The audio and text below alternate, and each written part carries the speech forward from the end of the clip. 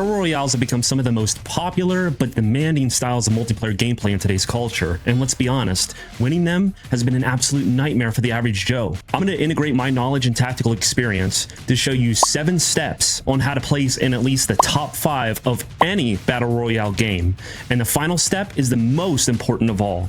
Be sure to stick around for a bonus tip at the end that I learned through my military experience. And this can be used for any game, such as Apex, Battlefield 6, Warzone, or even PUBG.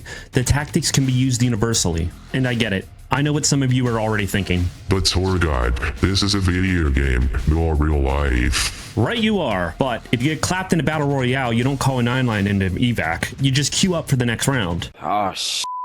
Here we go again. But actual close quarters battle, formal room clearing, and standard operational warning orders all rely heavily on one baseline variable. Stacking the statistical probabilities entirely in your favor. And that's huge. It's a math problem. And today we're going to use the mechanics of PUBG to demonstrate exactly how to break that math wide open.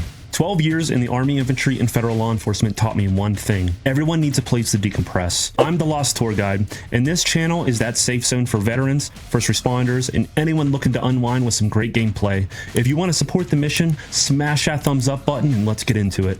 Step 1 is a psychological shift. You have to understand that every Battle Royale is fundamentally a game of statistics. Sticking strictly to a tactical framework won't make you invincible, but it eliminates the friction that kills most players almost immediately. I utilize a strict 60-30-10 rule. 60% of your outcome is determined by cold, hard data management and positioning. 30% is absolute unpredictable luck. Accept that luck exists, and I'll explain how I mitigate that chaos tax later. The final 10% is skill, and yes, you only need 10% skill to win. With that being said, in most Battle Royales, you are matched with 100 other players, all starting with the same odds as yourself, and all 100 players are matched just as evenly as you. By putting yourself mentally as equal as everyone else is the first step. Understand that psychology and boost your confidence, because you got this.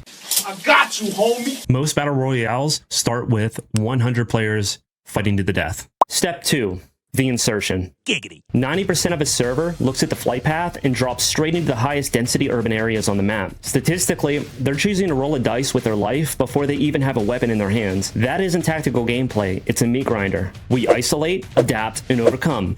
It doesn't matter if you're a seasoned veteran or a day one recruit who doesn't know where the car spawns are. Your target is the perimeter. Avoid the urban centers, stick to the coastal lines, and stay clear of the primary drop trajectory. Let's take a look at this map here. As you can see, the plane is traveling this direction. You wouldn't want to drop anywhere inside the larger cities, such as here, here, or here, because that's where a high number of volume is going to go.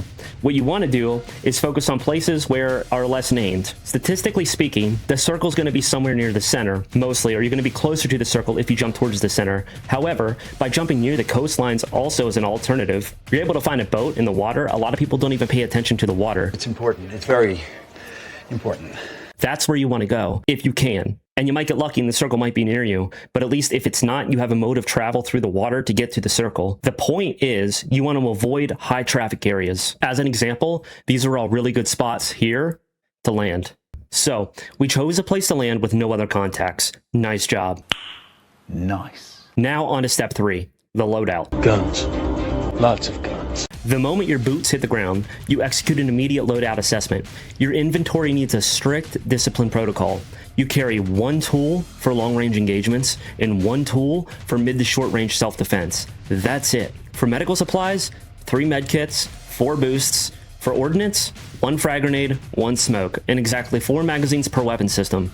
Excess weight and ammunition make you slow, heavy, and loud. Not to mention all the excess weight that you're putting on in your backpack that you don't really need. Statistically speaking, if we play this correctly, you should only have to kill 1 player to win the game. You don't need a logistics depot in your backpack. And if you're looking for a bunch of kills to boost that KD ratio, that's a different story. But our objective is to be the last person standing in the match. After all, this is a battle royale, not TDM, right? Right? You're goddamn right. Now, you got that loadout primed and you're set for battle. Remember that 30% luck factor I mentioned? This is where it strikes.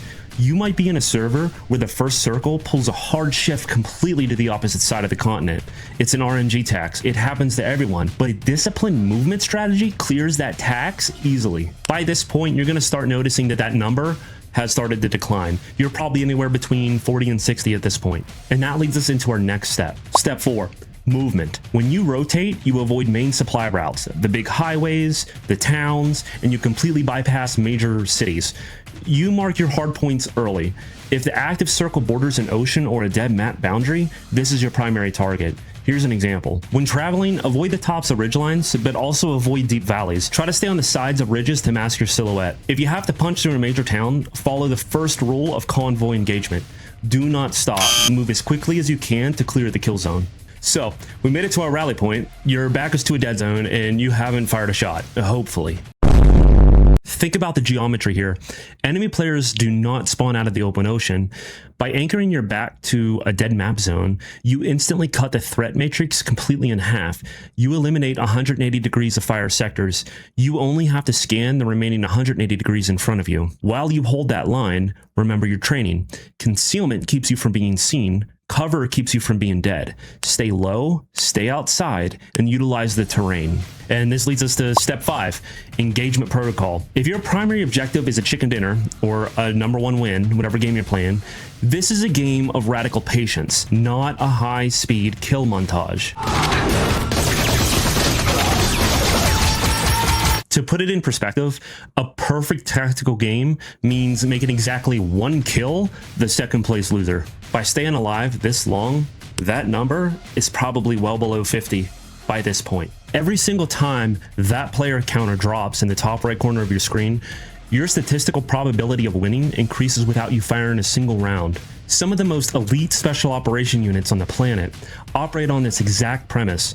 Stay quiet, stay invisible, and be lethal when called upon. You have an isolated target and a perfect shot from cover, take it, but relocate immediately. Do not sprint directly to that dead loot box. That crate is now a honeypot for every sniper within 400 meters. Avoid any structures or buildings at this point. Stay outdoors. You should have everything you need. You are now focused on your threat. You don't need that level 3 backpack that you just can't find. In fact, almost every win that I secure, I'm using standard loot. Nothing fancy. That's because I don't risk it for the biscuit. You don't need that suppressor, you just need 1 well-placed round. Again, I know what you're thinking. But tour guide, what if I'm actively taking contact? Use your brain. Use your brain! Use your brain! Is the engagement avoidable? Can you break line of sight and displace? If yes, execute an escape route. Obviously, if you're trapped in a tight room and a hostile is coming up the structural stairs, you smoke that tracking target immediately. But you shouldn't be inside a building to begin with, right? Right? You're goddamn right. But eventually, you're gonna have to break contact, but we need to be smart about it, and that leads us to step 6, flanking the short side. The timer's running down until the next circle closes. You're going to have to move, statistically. And if luck is on your side, you won't have to move far. Now that you see the next circle and you are here, never rotate through the geographical center of an active circle. That is a catastrophic 360-degree kill zone. If you're in the center, everybody around you is going to be aiming at you from 360 degrees. You ride the blue line, specifically targeting the short side of the rotation where the dead zone and the safe zone compress together right here. Hugging this thin margin ensures your 6 o'clock is completely secured by the blue zone. And statistically speaking, most people aren't going to be anywhere in this blue zone, so you don't have to worry about it. And let's say in the off chance that there was somebody there, they're not going to be focused on you. They're going to be trying to get out of this blue zone. Your active threats are going to be locked at your 12 o'clock, not your 6. This is where luck can bite you again. If the circle shifts entirely away to an open field with 0 cover, that is where raw gun skill has to bail out bad luck. But statistically speaking, short side rotation keeps you insulated from crossfire the majority of the time. So by keeping your position in the small side of the circle and sticking to cover and maintaining noise discipline, you could walk the entire circle in and push up to the end game without ever being noticed. And before we get to our last and final step, make sure to drop a like for this video as it helps my channel support fellow veterans. And now our final and probably the most important step is the end game. There's less than 5 alive. Your heart is racing. The adrenaline is kicking. This is where the psychological game peaks. This is the hardest part, but listen to me. When you reach the final stretch, your weapon system needs to stay cold as long as possible. That means do not engage. Do not engage! Repeat, do not engage! If there are 4 players left, including you, do not engage.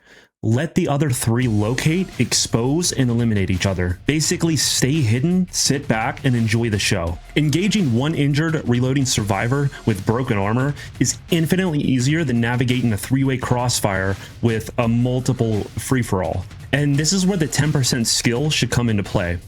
Know your controls, know what equipment you have, and know how to use it for the last and first single kill of the game. But how do I kill them? They're probably a lot better than me. Yeah, they probably are, but you're thinking with a tactical mindset. They're thinking with a Call of Duty video game mindset. You have an advantage. Your heart's racing, I get it. But take a breath. Put yourself in their boots. Anticipate their defilade. And act as the hunter, not the prey. If you spot them before they map your location, the statistical data says you win the engagement. That final trigger pull rings the dinner bell. I'm going to show an example here of where I'm playing. The circle's closing, it's just me and another guy. I can tell where he's at just by a basic deduction of statistics. He's generally behind that piece of cover. There's nowhere else he could be. So I'm going to use the tools that I have. I'll throw a grenade. I'll use smoke to try to distract him, to flank around, but I know where he's at. He doesn't know where I'm at. And that's the way you want to keep it. Just by maintaining that advantage, you will get a step up and a tactical advantage over your enemy and be able to take him out with a burst of well-placed rounds, and that's it. You just secured your chicken dinner. You're going to at least end up in the top 5 of every battle royale that you play. Now, one thing to note in statistics, they're never 100% and they're never 0%. So no matter how good you are or no matter how bad you are, you will never win 100% of the time, and I can't guarantee that, and you'll never lose 100% of the time. But what I hope this video did was give you an advantage to use the statistics in your favor to lower the chances to becoming the bottom statistic. And now, time for the bonus tip that I promised. Use the environment to your advantage. If you're playing a desert map, use a tan skin. If you're using a snow map, use a white skin. Green for forest, urban for cities, you get it. More times than I care to admit, I'm playing against a skilled player who thinks he's hot shit, but he's wearing a ridiculous furry skin that he paid $30 for and looks like a traffic cone running across the highway. Don't be that guy. We don't do that here. Human beings are natural predators. We focus on movement to hunt. We naturally scan and notice these movements.